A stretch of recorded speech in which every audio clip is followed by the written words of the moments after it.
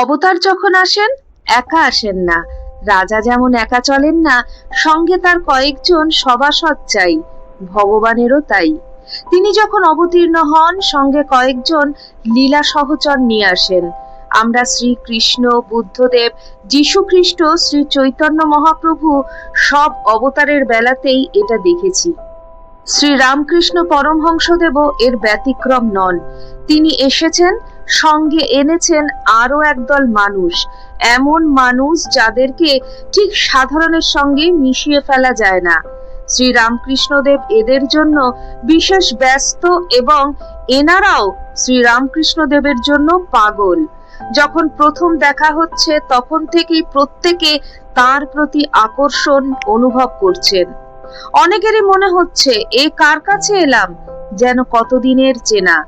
এমনকি নিজেদের বাবা মার ভালোবাসাও তুচ্ছ মনে হচ্ছে শ্রী রামকৃষ্ণ পরমহংসদেবের ভালোবাসার কাছে। বস্তুত তারা হয়তো জানতেন না, কিন্তু শ্রী রামকৃষ্ণ পরমহংসদেব তখনই জানতেন যে এদের জীবন তার সঙ্গে সংশ্লিষ্ট, তাকে কেন্দ্র করেই এদের জীবন। যে উদ্দেশ্যে তার আবির্ভাব, তা সার্থক হয়ে উঠবে এদের সাহায্যে। এ যেন একটা নাটকের দল। অবতার স্বয়ং তার প্রধান চরিত্রে। এই নাটকের নায়ক তিনি, আর সবাই আছেন বিভিন্ন পার্শ্ব চরিত্রে। কেউ হয়তো খুব লম্বা একটা অংশ অভিনয় করছেন, নাটকের প্রায় সমান অংশ তার। আবার কেউ হয়তো ছোট একটা অংশে অভিনয় করছেন, কিন্তু সবাই সেই নাটকে অংশ নিচ্ছেন। নায়কের জীবন, নায়কের চরিত্র বা নায়কের যেটা মূল বক্তব্য, সকলের সম্মিলিত অভিনয়ে সেটা আরো পরিস্ফুট হয়ে উঠছে। শ্রী রামকৃষ্ণদেবের সঙ্গে যারা এসেছেন, তাদের প্রধানত দুটো ভাগে ভাগ করা যায়। এক দলে আছেন তার অন্তরঙ্গ ত্যাগী সন্তানরা, রাখাল, নরেন, বাবুরাম প্রভৃতি। অধিকাংশই যুবক এবং স্কুল কলেজের ছাত্র। আর এক দলে আছেন তার গৃহী ভক্তরা। ঠাকুরের আকর্ষণ ছিল ওই যুবক ভক্তদের প্রতি বেশি। তিনি বলছেন, এরা সূর্যোদয়ের আগে তোলা মাখন। সূর্যের তাপ লাগলে মাখন গলে যায়, এদের ওপর সেই তাপ লাগেনি, অর্থাৎ সংসারের তাপ এখনো পড়েনি এদের ওপর। তাই ত্যাগ, ভক্তি, বিবেক, বৈরাগ্য জমাট বেঁধে রয়েছে এদের মধ্যে। ঠাকুর বিশেষ ভালোবাসেন এদের, ভালোবাসেন এবং তীক্ষ্ণ নজরেও রাখেন। তাদের আধ্যাত্মিক জীবন যাতে পরিপূর্ণভাবে বিকশিত হয়, সেই দিকে লক্ষ্য রাখেন তিনি। আগলে রাখেন বিপদ আপদ থেকে। তার স্নেহ দুর্বলের স্নেহ নয়। রাতে কেউ বেশি রুটি খেয়ে ফেললে তিনি বিরক্ত হন, কারণ বেশি খেলে ঘুম পাবে যে। রাত ঘুমানোর জন্য নয়, সাধনার জন্য। রাতে জাগে তিনজন, যোগী, ভোগী এবং রোগী। এরা বাল যোগী। রাতের ঘুম এদের সাজে না। তাই মাঝরাতে ঘুম ভাঙিয়ে এদের কাউকে পঞ্চবটিতে বা কাউকে হয়তো গঙ্গা তীরে পাঠিয়ে দেন সাধন ভজন করতে। সামান্য হেরফের হলেও কঠোর শাসন করেন। ঈশ্বরীয় প্রসঙ্গ ভিন্ন আর কোনো প্রসঙ্গ করতে নেই বলে দেন।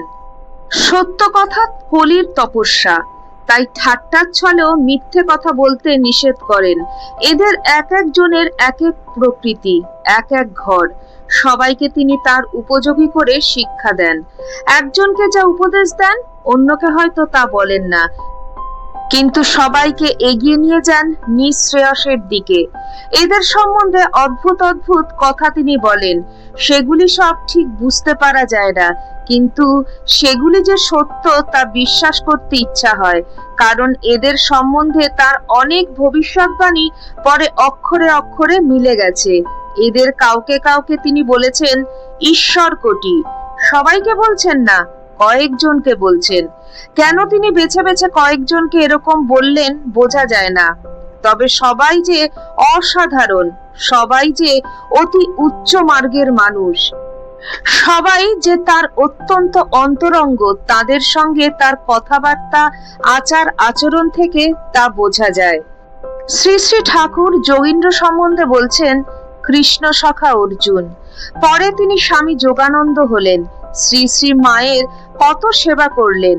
ত্যাগী সন্তানদের মধ্যে তিনি সবচেয়ে কম বয়সে দেহত্যাগ করলেন। খুব সংক্ষিপ্ত তার জীবন, কিন্তু অদ্ভুত জীবন, যেমন শুদ্ধ তেমনি পবিত্র। স্বামী বিবেকানন্দ বলতেন, আমাদের মধ্যে ঠিক ঠিক কামজিৎ যোগিন। আর একজন সম্বন্ধে ঠাকুর বললেন, শ্রীমতীর অংশ, হার পর্যন্ত শুদ্ধ, তিনি বাবুরাম মহারাজ। স্বামীজি সন্ন্যাস নাম দিয়েছিলেন স্বামী প্রেমানন্দ। ঠাকুরের যখন ভাব হতো তখন সকলের স্পর্শ সহ্য করতে পারতেন না, কিন্তু বাবুরাম মহারাজ তাকে স্পর্শ করতেন, কারণ তার শুদ্ধ দেহ। নৈকস্য কুলীন ঠাকুরের দরদি। ঠাকুরকে ওই অবস্থায় স্পর্শ করবার যোগ্যতা তার ছিল। স্বামীজির দেওয়া প্রেমানন্দ নামও সার্থক হয়েছিল তার জীবনে। তার ভালোবাসার আকর্ষণে যুবক ভক্তরা দলে দলে মঠে ছুটে আসতেন। তাদের মধ্যে কয়েকজন ছিলেন বিশ্ববিদ্যালয়ের কৃতী ছাত্র। তারা অনেকেই পরে রামকৃষ্ণ সংঘে যোগ দিয়েছিলেন। পূর্ববঙ্গে কত ধর্ম প্রচার করেছেন তিনি। তিনি যখন শেষবার পূর্ববঙ্গে গিয়েছিলেন তখন 1917 সাল। তখন তাকে দেখার জন্য, তার বক্তৃতা শোনার জন্য এত লোক হতো যে গান্ধীজির জনসভাতেও অত ভিড় হতো না। স্বামীজি তাকে বলে গিয়েছিলেন, পূর্ববঙ্গটা তোর জন্য রইল। সত্যি, প্রেমানন্দজির প্রেমে গোটা পূর্ববঙ্গ যেন ভেসে গিয়েছিল। তার শরীর যাওয়ার পর মাস্টারমশাই অর্থাৎ কথামৃতকার শ্রী ম বলেছিলেন, ঠাকুরের প্রেমের দিকটা চলে গেল। আর একজন হলেন শরৎ মহারাজ, সন্ন্যাস নাম স্বামী শারদানন্দ মহারাজ। তার কোলে বসে ঠাকুর দেখেছিলেন কতটা ভার বইতে পারেন তিনি। পরে সবাই দেখেছে তার ভার বহনের পরীক্ষা। শ্রী রামকৃষ্ণ সংঘের ভার এবং শ্রী শ্রী মায়ের ভার দুই তিনি সুষ্ঠুভাবে বহন করেছিলেন। সংঘের প্রথম সাধারণ সম্পাদক তিনি, আবার মায়ের সেবকও ছিলেন তিনি। শ্রী শ্রী মা বলতেন, শরৎ আমার ভারী, আমার মাথার মণি। আর শরৎ মহারাজ বলতেন, আমি মায়ের দাড়ি। অত্যন্ত ধীর স্থির, কোনো কিছুতেই বিচলিত হতেন না তিনি। স্বামীজি বলেছিলেন, বেলে মাছের রক্ত ওর, কিছুতেই তাতে না। শ্রী শ্রী মা একসময় তার সম্বন্ধে বলেছিলেন, নরেনের পর এত বড় প্রাণ আর একটিও পাবে না। ব্রহ্মজ্ঞ হয়তো অনেকেই আছেন, শরতের মতন এমন হৃদয়বান দিলদরিয়া লোক ভারতবর্ষে নেই, সমস্ত পৃথিবীতে নেই। অদ্ভুত চরিত্র এই শারদানন্দজি মহারাজের, যেমন হৃদয় তেমনি পাণ্ডিত্য, আবার তেমনি কর্মক্ষমতা, ধীর স্থির প্রশান্ত এবং নিরলস। শ্রী শ্রী রামকৃষ্ণ লীলা প্রসঙ্গ তাঁরই রচনা। আবার আরেকজন যুবক ভক্তকে কুস্তি করে জয় করলেন শ্রী শ্রী রামকৃষ্ণ পরমহংসদেব। পরবর্তীকালে তিনিই হলেন স্বামী বিজ্ঞানানন্দজি মহারাজ। দীর্ঘ দেহ, সুস্থ সবল, নিয়মিত শরীর চর্চা করেন তিনি। 200 ডন, 250 বৈঠক দেন রোজ। ঠাকুর তাকে বললেন, আমার সঙ্গে কুস্তি লড়ত দেখি। তিনি প্রথমে ইতস্তত করছেন, শেষে দেখেন যে ঠাকুরই পালোয়ানের মতন তাল ঠুকতে ঠুকতে এগিয়ে আসছেন। তখন আর কি করেন, তিনিও এগোলেন তাল ঠুকে। ঠাকুরকে 2 হাতে ধরে একেবারে অতি সহজে ঠেলতে ঠেলতে দেওয়ালের সাথে চেপে ধরলেন, ঠাকুরকে হারিয়ে দিলেন। কিন্তু বিজ্ঞানানন্দজি পরে বলতেন, সেদিন তিনিই আমাকে হারিয়েছিলেন। সেই যে আমি তাকে দেওয়ালে ঠেসে ধরেছিলাম, তখন তিনি আমার কি করলেন জানি না, কিন্তু বেশ বুঝলাম একটা শক্তি আমার মধ্যে ঢুকলো, আমি তার বশ হয়ে গেলাম।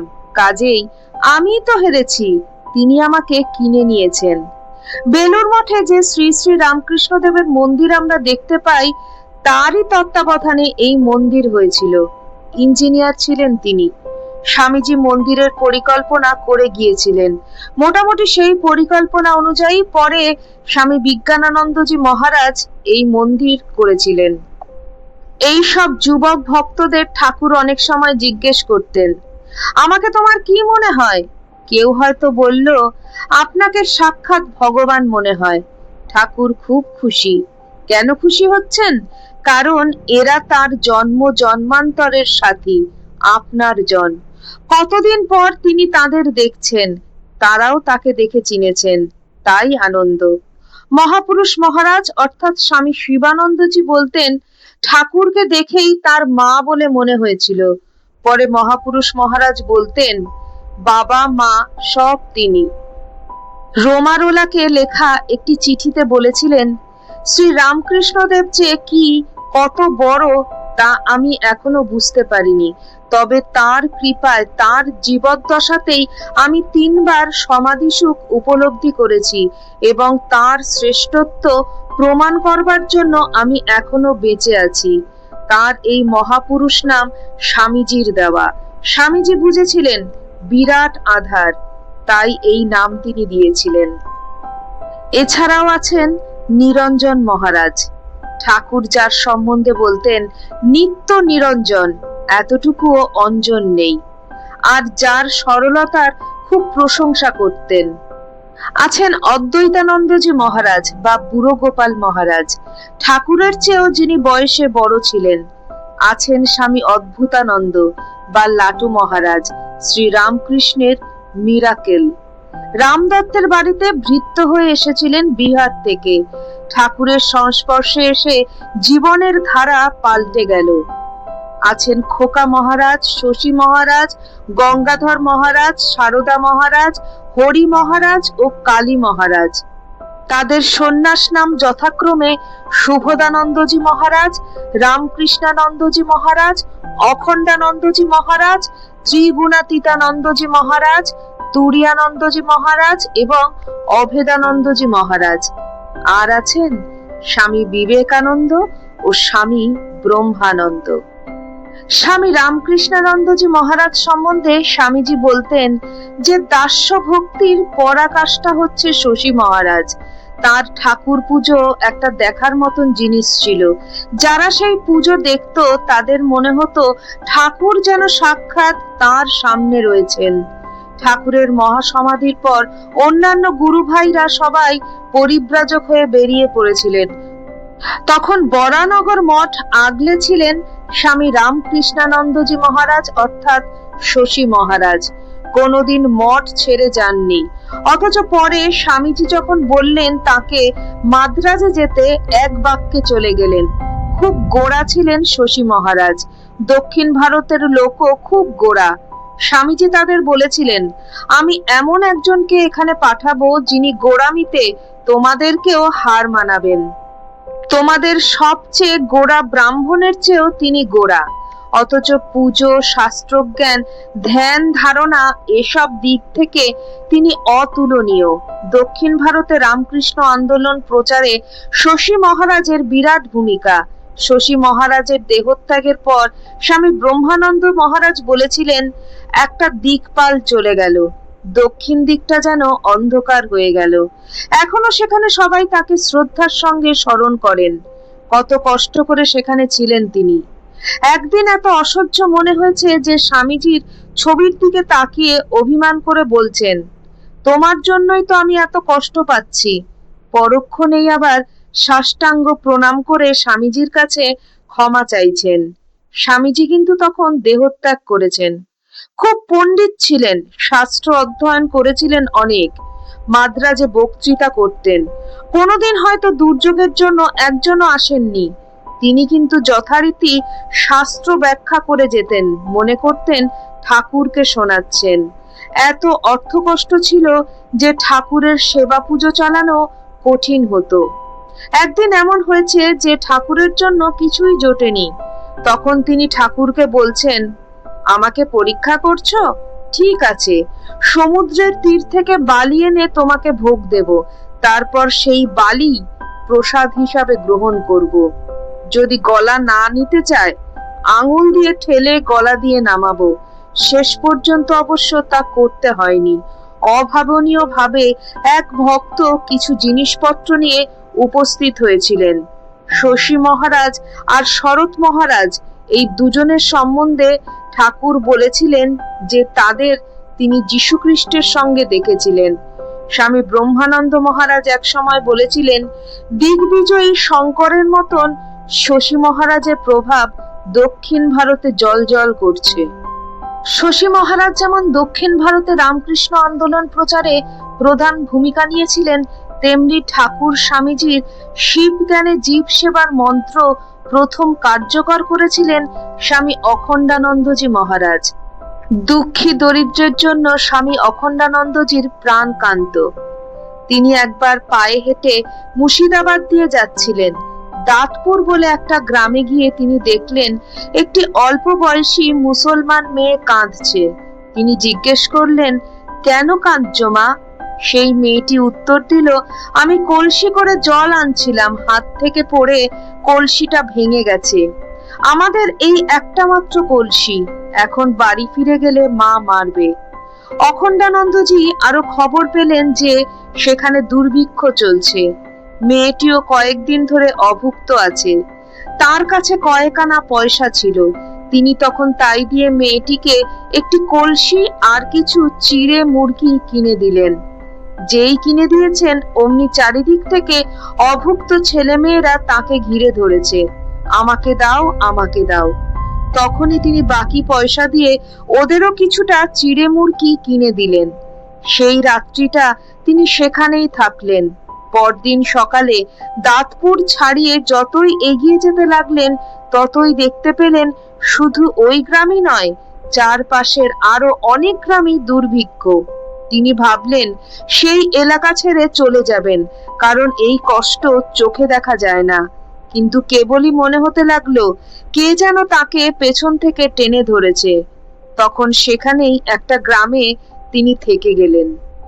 আলমবাজার মঠে চিঠি দিয়ে সব জানালেন, আর দিনরাত ঠাকুরের কাছে প্রার্থনা করতে লাগলেন যাতে এদের দুঃখ কষ্টের কিছু প্রতিকার হয়। এর কিছু পরে 1897 সালের মে মাসে সারগাছির কাছে মহুলা গ্রামে তিনি রিলিফের কাজ শুরু করলেন। স্বামীজি খুব উৎসাহ দিয়ে চিঠি লিখলেন। অখণ্ডানন্দজি মহারাজও প্রাণ ঢেলে কাজ করে যেতে লাগলেন। রামকৃষ্ণ মিশনের সংঘবদ্ধ সেবা কাজ সেই প্রথম। পরবর্তীকালে সারগাছিতে একটা অনাথ আশ্রম গড়ে উঠেছিল।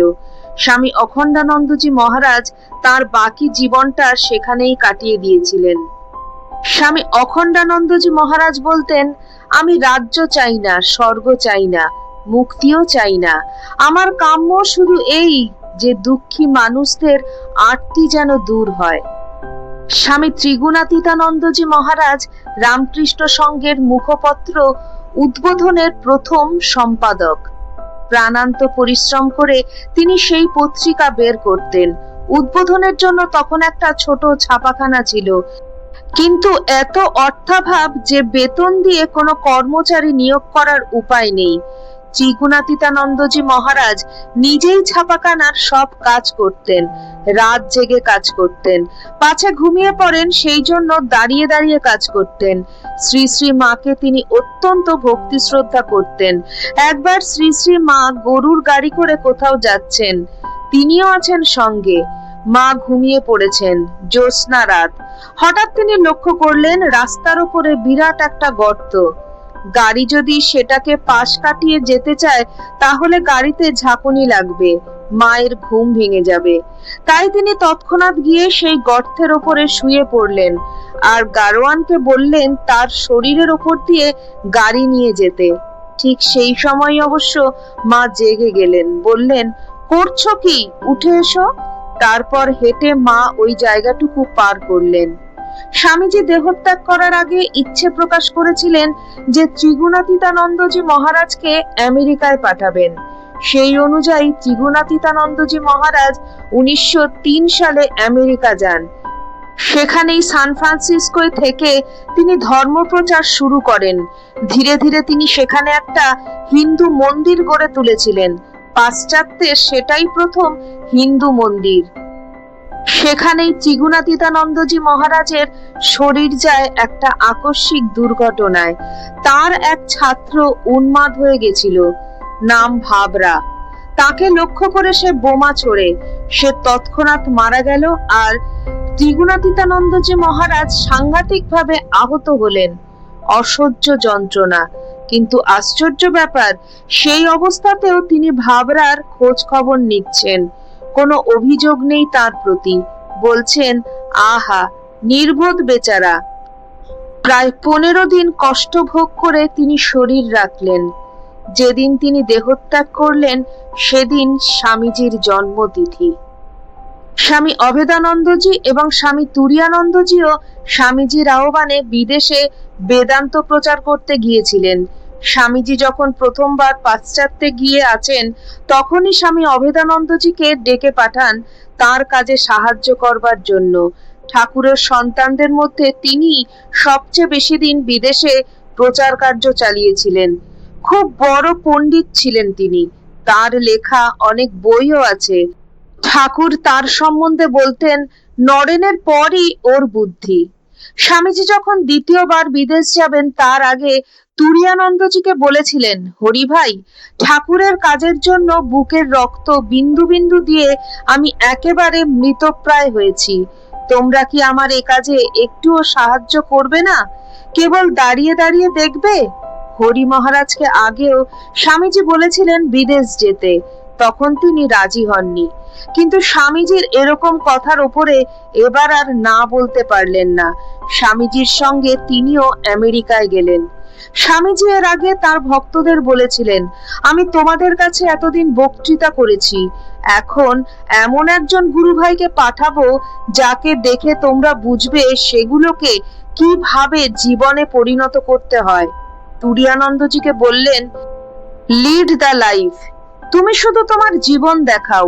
আমি পাশ্চাত্য জগৎকে ক্ষাত্রবীর্য দেখিয়েছি, বক্তৃতায় তাদের মুগ্ধ করেছি, তুমি তাদের ব্রাহ্মণের আদর্শ দেখাও। স্বামীজি দেশে ফিরে আসার পরও তিনি সেখানে থেকে গেলেন। সেখানে তিনি শান্তি আশ্রম প্রতিষ্ঠা করলেন সান ফ্রান্সিসকোর কাছে এক জায়গায়। যখন তিনি ধর্ম প্রসঙ্গ করতেন একেবারে অন্তর্মুখ হয়ে যেতেন। মাঝে মাঝে উচ্চারণ করতেন, হরি ওম তৎসৎ, শিব শিব। রাস্তা দিয়ে যখন যেতেন তখনও অনেক সময় ধর্ম প্রসঙ্গ করতে করতে এমন মেতে যেতেন যে পারিপার্শ্বিক সবকিছু ভুলে যেতেন। পথচারীরা হয়তো তার হাবভাব দেখে বা তার কথা শুনে হাসছে, কিন্তু তার সেদিকে ভ্রুক্ষেপ নেই। কয়েক বছর বিদেশে থেকে তিনি কাজ করলেন। তার কাজ যখন বেশ জমে উঠেছে তখন তার স্বামীজিকে দেখবার খুব ইচ্ছে হলো। ভারতবর্ষ রওনা হলেন তিনি। কিন্তু ফেরার পথে যখন তিনি রেঙ্গুনে, তখন স্বামীজির দেহত্যাগের খবর পেলেন। তার মন খুব ভেঙে গেল। ঠিক করলেন আর বিদেশে যাবেন না। অবশিষ্ট জীবন তিনি সাধন ভজন করেই কাটিয়ে দিয়েছেন।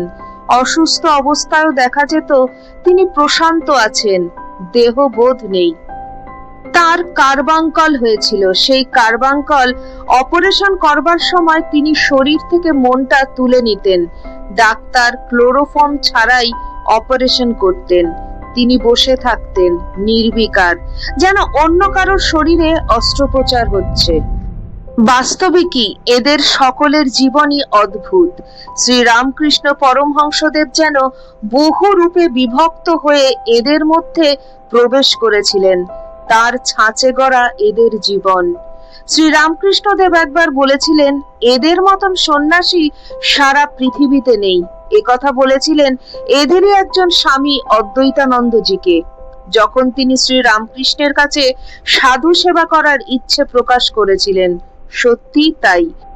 ত্যাগে, প্রেমে, সাধনায়, সিদ্ধিতে এরা সবাই অতুলনীয়। এদের প্রত্যেকের জীবনই গভীর অনুধ্যানে বারবার আলোচনা করবার। কিন্তু এখানে তাদের মধ্যে শুধু দুজনের সম্বন্ধে একটু বিশদভাবে আলোচনা বিশেষ প্রয়োজন। ওই দুজনের একজন হচ্ছেন স্বামীজি, ঠাকুরের প্রধানতম যন্ত্র। অপরজন স্বামী ব্রহ্মানন্দ মহারাজ, ঠাকুর যাকে মানসপুত্র বলতেন। তাদের সম্পর্কে বিশদ আলোচনা থাকছে আমার পরের ভিডিওটিতে। আজকে আমার ভিডিওটিতে শ্রী শ্রী ঠাকুর রামকৃষ্ণ পরমহংসদেবের লীলা সহচরদের নিয়ে আলোচনা করলাম। আজকে থাকলো প্রথম পর্ব। এর পরের ভিডিওতে দ্বিতীয় পর্ব বা শেষ পর্ব থাকছে। আপনাদের ভিডিওটি কেমন লাগলো অবশ্যই কমেন্ট সেকশনে কমেন্ট করে জানাবেন।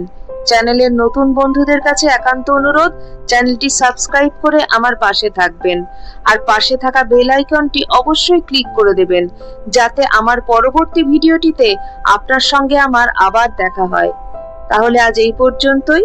সবাই ভালো থাকবেন, সুস্থ থাকবেন।